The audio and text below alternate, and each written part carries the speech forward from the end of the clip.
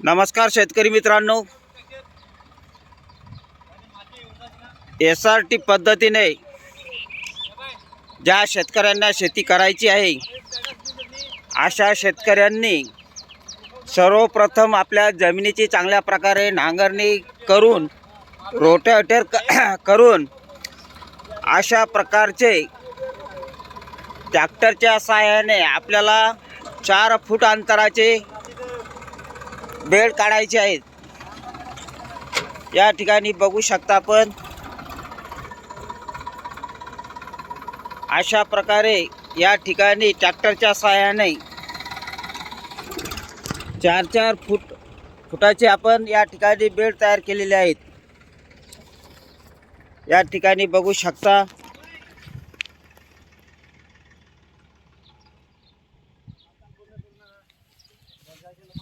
यासाठी आपल्याला जे नवीन शेतकरी आहेत, ज्या शेतकऱ्यांना SRT पद्धतीने शेतीला सुरुवात करायची आहे, त्यांनी सर्वप्रथम चांगल्या प्रकारे नांगरणी करून रोटेटर करून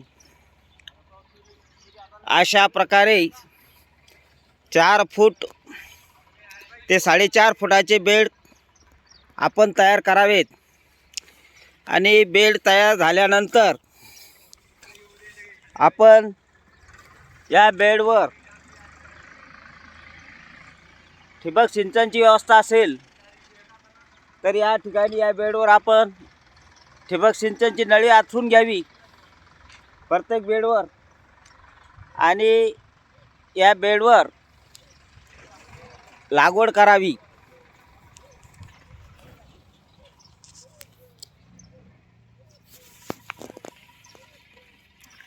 या ठिकाणी अशा प्रकारचे बेड तयार केलेले आहेत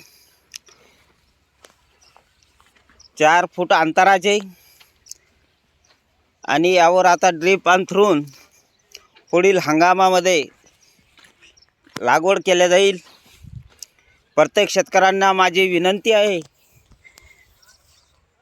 की दरवर्षी नांगरणीचे जमिनीवर होणारे अत्याचार थांबवून एक वेळेस फक्त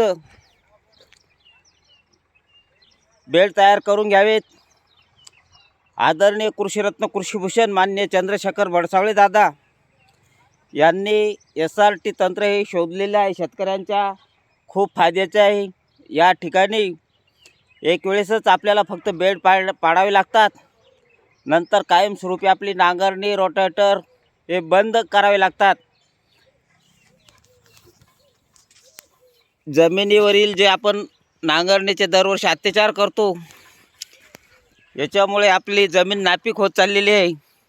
जमिनीतील जे सूक्ष्मजीव जंतू असतात, गांडूळ असतात,